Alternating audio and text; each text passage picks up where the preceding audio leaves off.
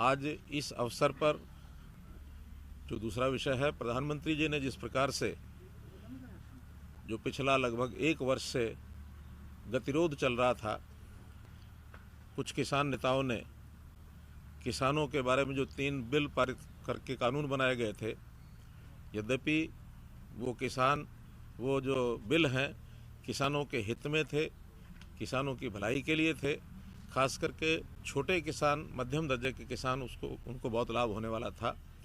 लेकिन चूँकि कुछ किसान नेताओं ने एतराज़ जताया और एक वो गतिरोध बना था, आज प्रधानमंत्री जी ने बड़े हृदय से, और मैं कहूँगा कि उन कानूनों को वापस लेने की घोषणा की है।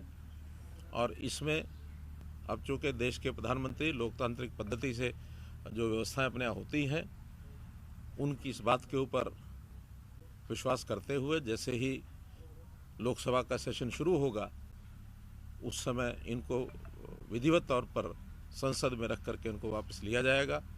और किसानों को अपील भी की है कि वो सब लोग अपने जो धरने हैं उनको समाप्त कर दें, जो लोग बॉर्डर्स पर बैठे हैं वो खाली करें, क्योंकि सामान्य जनता को भी बहुत उससे कठिनाई आ रही है और उस कठिनाई को दूर करने के लिए आखिर सबके भले के लिए सोचना होता है।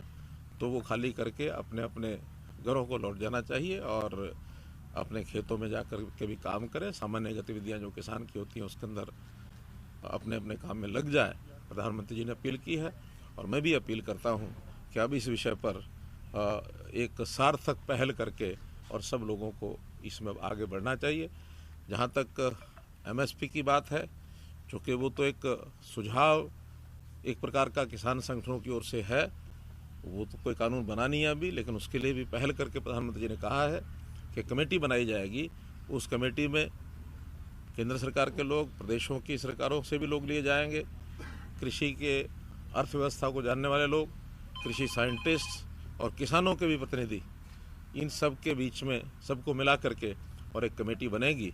वो कमेटी जो भी कोई सिफारिश करेगी, जिस प्रकार का विचार किया जाएगा, उसके बाद उस पर भी सार्थक निर्णय लिया जा सकता है। सर, ये जो हरियाणा के अंदर इसका जो पीछे केसेस बने, उनके ऊपर भी कोई सवाल, कोई पहल करेगी सरकार कि जो केसेस इस दौरान इस पीरियड में बने फार्मर्स? देखिए, जब कोई आपसी समझ होती है तो आपसी समझ में मिल बैठ करके इन सब चीज़ों पर विचार किया जाता है। और उसमें भी कई प्रकार के केसेस हैं।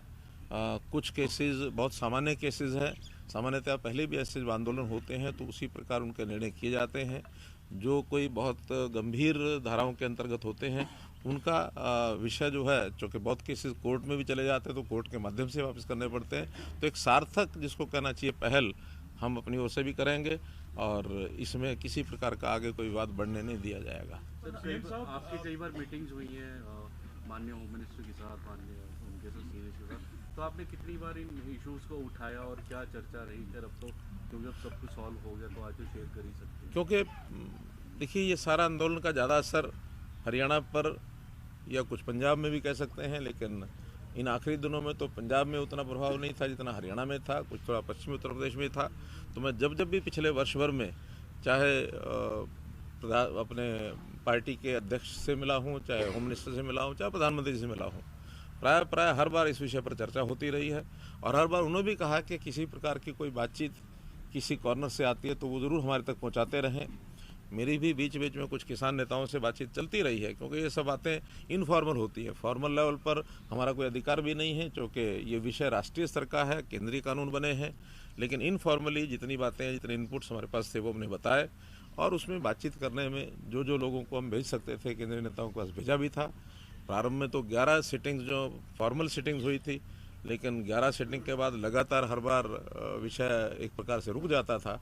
बाद में इनफॉर्मल मीटिंग्स में कई लोगों के संदेश हमने पहुंचाए हैं। मैं समझता हूं उसी में से एक विषय निकला है कि अभी एक बार चूँकि जितना गतिरोध हो गया है, उस गतिरोध को दूर करने के लिए शायद प्रधानमंत्री जी ने सोचा होगा कि यही उसमें से एक रास्ता निकलेगा।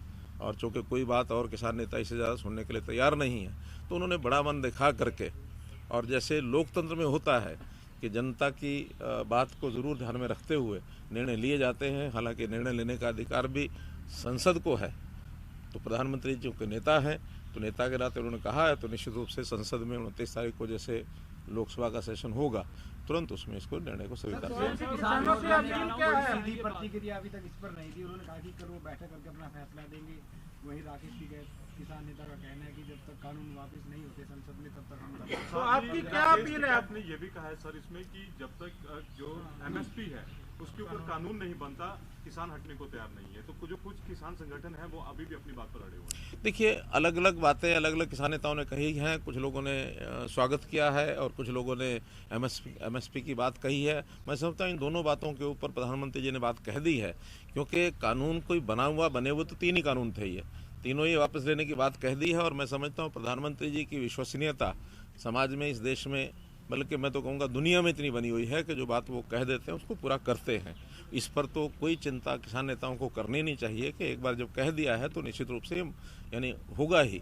बल्कि अपने विपक्ष के नेताओं ने भी ये कहा है। अभी मैं हुड्डा जी के एक स्टेटमेंट सुन रहा था तो उन्होंने भी कहा है कि जब प्रधानमंत्री ने कहा है तो लोकतंत्र में विश्वास ही करना चाहिए, विश्वास करेंगे और उसको वापस करेंगे। अविश्वास की कोई बात नहीं है। आज भी अगर अविश्वास की भावना प्रधानमंत्री जी के बारे में कोई रखते हैं तो मैं समझता हूँ ये बड़ी भूल है, नहीं करनी चाहिए। क्या अपील है किसानों से? आपको लगेगा सरकार को फायदा होगा इसमें? देखिए, ये पॉलिटिकल इस तरीके से नहीं सोचना चाहिए। किसानों के हित में हम हमेशा सोचते हैं, चाहे इन कानूनों के द्वारा लागू होने के बाद जो स्थिति थी वो अजम्पशन यही थे कि किसानों को लाभ होगा। और वैसे भी हमने कभी भी किसान के हित में ही हमेशा जितने कदम उठाए हैं, आप हरियाणा में देख लीजिए, हम लोगों ने पानी है वो टिल तक पहुंचाया है। प्रोक्योरमेंट भी जो है वो ज़्यादातर फसलों की प्रोक्योरमेंट हम करते हैं।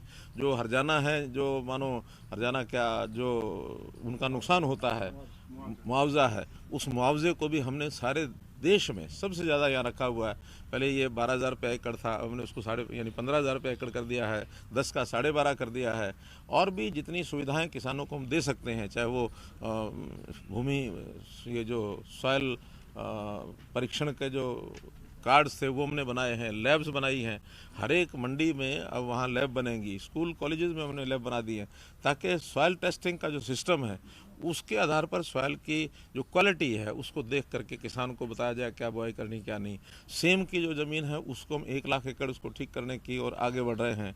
और किसान का, जैसे प्रधानमंत्री जी ने शुरू किया था किसान मान सम्मान निधि, तो वो सम्मान निधि के अंतर्गत 6,000 रुपया हर किसान को हर वर्ष आता है। तो बहुत से ऐसे पग हैं जो गिनाए जा सकते हैं जो पहले कभी नहीं उठाए गए। आज भी आगे हम छोटा किसान जो है, जिसकी आय बहुत कम है, ज़मीन कम है, ऐसे किसान के परिवारों को किसी न किसी को रोज़गार, यानी कृषि के अलावा रोज़गार भी दिलाने का ये हम प्रयत्न कर रहे हैं। जैसे हमने हरियाणा में ही मुख्यमंत्री अंत्योदय परिवार उत्थान योजना ये चलाई है, इसमें 1 लाख परिवारों को, उसमें मैं समझता हूँ किसान भी होंगे, मजदूर भी होंगे, सभी होंगे। तो ऐसे परिवारों को रोज़गार दिलाने की हमारी मुहिम चल रही है। आज भी उसके लेकर के मेरी बैंक्स के साथ मीटिंग है, जो हमारी स्टेट लेवल बैंकिंग कमेटी है, ताकि उनको ऋण मिल सके, उनको रोज़गार करने के लिए काम हो सके। हम गरीब के लिए, किसान के लिए जितनी योजनाएं बनाई आज तक सब बनाई हैं, लेकिन केवल उसमें से शंकाएं पैदा करना, अविश्वास पैदा करना, ये किसी भी लोकतांत्रिक देश में उचित नहीं होता है।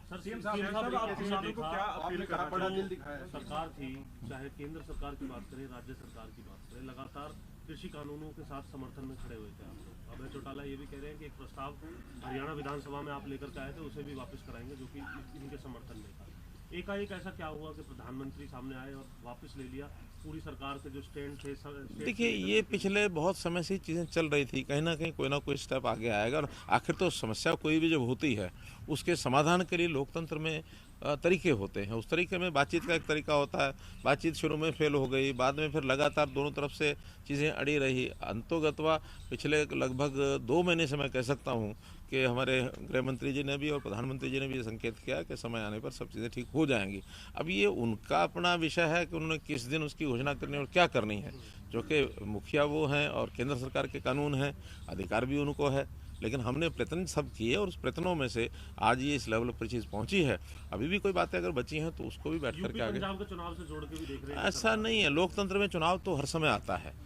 यानी इससे पहले आप कहेंगे कि पहले कर लेते तो फिर इलाहाबाद के चुनाव की बात होती, उससे पहले कर लेते तो असम के चुनाव है, उसकी चुनाव तो देश में हर साल कोई 2-4 प्रांतों के रहते ही हैं। 37 प्रांत, यानी हमारे 29 प्रांत हैं, तो 29 प्रांत में अगर 5 साल में है तो ऑन एवरेज 5 प्रांत बैठ जाते हैं, 6 प्रांत बैठ जाते हैं। तो इसलिए ये चुनाव तो कभी ना कभी कोई ना कोई आते रहते हैं। आपने कहा बड़ा दिल दिखाया पीएम मोदी ने, और उन्होंने ये भी कहा कि कहीं ना कहीं वो समझाने में विफल रहे और इसलिए माफी भी मांगी है। इस दौरान किसानों की मौत हुई 800 के करीब, हरियाणा के भी कुछ हैं, उनके लिए हरियाणा सरकार किस तरीके का कोई विचार करेगी?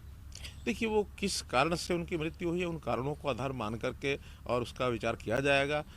अब इसमें जो आदमी चला जाता है उसके बारे में टिप्पणी करना कोई भी अच्छी बात नहीं होती है, लेकिन क्या कारण रहते हैं उन कारणों पर विचार करें। सर कंपनसेशन ये बताएं उन कारणों के बाद सर, तीनों कृषि कानून जैसा कि दावा किया जाता रहा किसानों के हित के हैं, क्या किसी न किसी स्तर पे ये बात इस एक साल में किसानों को समझाने में हम ढीले रहे या असफल बना काम? देखिए, प्रधानमंत्री जी ने स्वयं माना है कि कहीं ना कहीं हमारी तपस्या में कोई कमी रह गई है कि हम उनको समझा नहीं पाए, ये तो उन्होंने माना है। धन्यवाद।